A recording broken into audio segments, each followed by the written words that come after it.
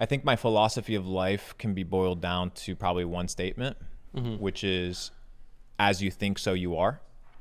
And it's this concept that everything originates in the mind. So who am I? I'm a person that can be whatever they want in determination to the attitude that they have and to the objectives that they may have in life. So I have chosen to be a person that exemplifies virtue, goodness, equanimity, calmness, and Nonchalantness? Nonchalantness maybe a little bit here and there. So you chose to be a dropshipper. I didn't actually choose to dropship. Dropshipping kind of chose me. When I got into the internet game, Right. I wanted to find a way to make money. And the first vehicle that I found just happened to be dropshipping. I think it was beginning of 2016. And I was like, it works. I didn't have a lot of money. I started, and within a couple of months, I was able to generate a couple $1,000s. So I knew it was a viable business model, and I just scaled it from there. Was that back in Argentina? No, 2016 was here in the US. Yeah. Okay. And how high did you scale? Because I've heard crazy numbers. No, I've done $16 million total revenue in e-commerce, but my top month was 1.1 million. We heard about a $5 million. Oh, $5 million. That was in crypto. Yeah. That was in crypto. Yeah. Okay. $5 million, $5.2 million, $7.2 million, $3.2 million loss, all over the place, brother. But most of my money has been made in the markets. Yeah. What was your first big break? Well, e-commerce. E-commerce was my big break. Well, I would say before that, my big break was identifying that you can actually make money online and identifying the markets. So when I was waiting tables, a fellow server, he introduced me to the concept of markets. He gave me a book, Reminiscence of a Stock Operator, and I read it. I remember reading it on the train on the way to work. Then I would have to take the bus, and I would just read that book. And then he introduced me to Bitcoin. It was $600. And I was like, this is expensive. Like, well, that's a lot of money. I didn't have $600. And that was kind of my breakthrough as to the information actually existing. Most people don't even get to that point. My first breakthrough in revenue per se, probably 2020. 2020 is when I would say I went from hustling to really becoming an entrepreneur, which is different. You can make money online. Doesn't mean you're a business owner. What's the difference? Well, working in the business versus working on the business. If you're working in the business and money's only generated by your appliance of labor, then you're just self-employed. If you stop working, you're unemployed. Right. That's not running a business. That is just working for yourself. Building a business is building systems, operations that are scalable and sustainable regardless of your presence. So if I'm setting up the lights, it's not a business? It's not that it's not a business, but it becomes a business when you find an individual that, if you're not able to set up the lights, can do it for you. Should everyone be running a business?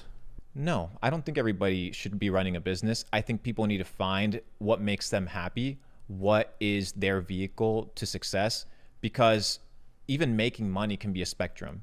I know people that are happy making $5,000, and I know people that are unhappy making $50,000. So the premise is first figuring out what does success mean for you. Why do you want to make money in the first place? Because after X amount of dollars, you know this, after X amount of dollars, what do you buy? Nicer, bigger things of the same thing, a bigger house, a better car, a better plane ticket. There's just spectrums of the same thing. So once you find gratitude and contentment with just existing, making money is kind of a spectrum. So yeah, that would be my opinion. Right. But I hear you saying this right now, but I'm also hearing you say making $10,000 a day, that's nothing. It is nothing, because it's nothing in the context of what I want to accomplish. Let me give you a premise. You make a $10,000 a day. Let's say you take home $3 million after everything's said and done. You want to go buy a house, a normal house. Okay. That's $500,000. Evaluate that versus the amount of money that you've generated. You're talking about 15, 20% of your money directly to a house. So when you evaluate $1 million versus how expensive things actually are, you begin to look at $1 million, not for what $1 million is known to be for, but for the purchasing power that it actually holds. So when you evaluate $10,000, yes, you can live off of $10,000, very fine. But for what I'm trying to accomplish in life, it's not enough. I have to feed 100 families. I have 100 employees. They have 100 families. That requires a lot of money. In order to build operations of scale, business versus self-employment, you need to make a lot of money. And to think that, oh, it's a lot of money is capping your mentality and possibility of scaling. So to me, not a lot of money. But that's for you. But when you're putting it out on the internet, you're getting millions of views. Absolutely. And all those people that are watching it, they might be happy with $10,000 a month. Perfect. Not even a day. Yeah. So do you think it's a little downplaying their achievements? No, are you saying it just to get a clip? No, I think it's the truth. I think you can be in a situation whereby you can face the reality at the fact that you can live with not a lot, like $10,000. I can go to 80% of places in the world and live for a very long time with $10,000. But is it a lot of money? No, it's not. But to say that it's a lot of money is the fallacy. So to say $10,000 is a lot of money, it's not a lot of money. Per day, we're talking, right? Per day, bro. It's not a lot of money. Now you may say, whoa, it's a lot of money. Perfect. What is the context? Are you a single guy that lives in a 1-bedroom apartment that spends $2,000? It's a ton of money. You run an enterprise. You run an enterprise. You build an empire. You have a lot of employees. You have a lot of staff. The context becomes different. But you need the mindset of saying, hey, there's potential, there's scalability, there is more opportunity, there's abundance, as opposed to saying, oh, this is enough, this is good. And people can say this is enough, this is good, and they can cap themselves there. I just choose not to. Would you be friends with me if I said this is okay with me? Or do you associate with people like that? How much money do you make? 6 figures. We're here together. What if he said below 6? It doesn't make a difference. It's like it's the assumption that money is what makes you valuable. I never said money is what makes you valuable. I just said $10,000 is not a lot of money. And I still will stand by that point. But that has no intrinsic play in who you are as a person. Let me give you an example.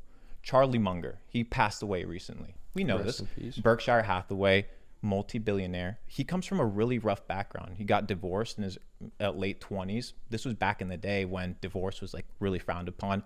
His kid died while he was in his early 30s. So this guy goes through the trenches, then becomes a multi-billionaire. In this entire process, if you assume that money is what identifies him, then who he became from the trenches to come up, then none of that is worth anything because he had no money. But if you evaluate just the value of somebody by what they have, which is just money, that's not a really good metric, because if money's all that you have, you don't have much.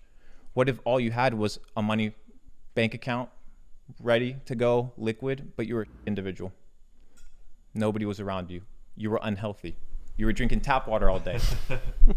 It wouldn't be a wealthy life. And I think what I teach, or what I like to share, or what I believe, is that wealth is a mindset of abundance in every area of life. In your relationships, in your health, in your ambition, in your desire, in your pursuit of goals and happiness. And I don't think it's bad to, one, identify that maybe you don't have an abundance mindset, maybe you have a scarcity mindset, and that it's okay to change it. And I will say this, the school system, and that's why I appreciate people that make content on the internet and add the ability to make it interesting for people to consume content, because the education system has allowed people to adopt mental frameworks and mental models like that of scarcity. Like, oh, making this amount of money is fine. Making this amount of money is okay. Settling for this lifestyle is fine. You need to identify, do you truly believe these things? Or are these things that you've been conditioned to believe? And that's a conversation that you truly have to have, because you might arrive to the conclusion that maybe your worldview at the current moment is not the best possible worldview. And that's the question. Have you adopted the best possible worldview for your life? Yes or no? If the answer is yes, perfect. Continue on your path. If the answer is no, figure out other worldviews that you can extract from that are beneficial to you, leave the rest, and continue on your way. If Luke Belmar can provide some sort of value to you, anything, take it. And whatever's not in the way, leave it. If it was a video game, you would interact with all the characters, figure out what are the clues, and move on. Why wouldn't you do the same with me? I'm just another dude. Fair enough. You're a big school hater, huh? I'm seeing crazy stories of F school, F this, it's not F a that. school, bro. I think school's great. It's what are they teaching? It's the education that is put through the school system. That is the problem. So when you have, for example, let's say history. Let's talk about Okay. history. How do you know that what is written in history books is true? It's not necessarily true. The winner always writes the history book, so I don't disagree with you there. So now you have somebody, would you say that the teacher that teaches history, let's Mm-hmm. say the fourth grade teacher, I'm not talking about PhD, high level education. Would you say the fourth grade teacher actually is well educated on the truth of history, or she's just regurgitating the syllabus? But is there a better way to do it? Self-education. So the fourth grader has to join Capital Club and No, I mean, Capital Club is not for fourth graders. Capital Club is actually for aspiring and developed entrepreneurs. But for a fourth grader, maybe as a parent or as an older brother, you give a child a book instead of giving them an iPad. You take them out for a walk and teach them the value of health and nutrition as opposed to taking them for marshmallows and ice cream. Yeah, those things are fine.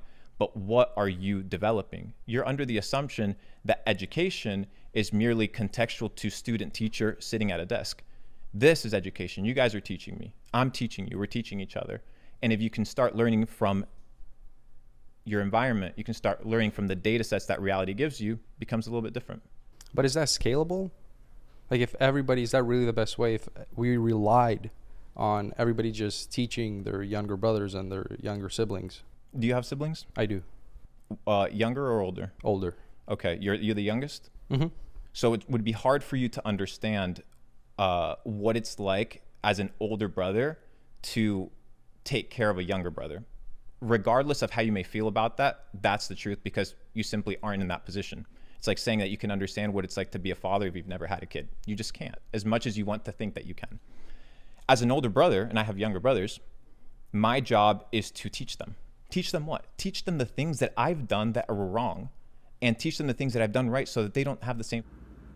Even if you're young, you can do the same thing with your older brothers. I would hope and assume that you're wise enough to, when you spot and identify your brothers falling or faltering or failing, that you correct them, that you teach them, that you educate them. If they have a faulty mental framework, that you come to them and you're like, hey, you know what? Let me show you this. Let me learn from you. Learn from me. And you create an environment of what? Winners. Right now, a lot of people just pushing each other down, bro. A lot of bad mindset, a lot of negativity, a lot of jabbing at people aspiring to be great. Why can't we elevate each other? Why can't we learn from each other from a place of authenticity and truth? Now, how I do it, my model of doing it, I'm not saying it's perfect, but it's authentic. It's me. And if people can embody themselves and we can create a culture and an environment where people can be themselves and learn from each other, yes, I do think that everybody can do it.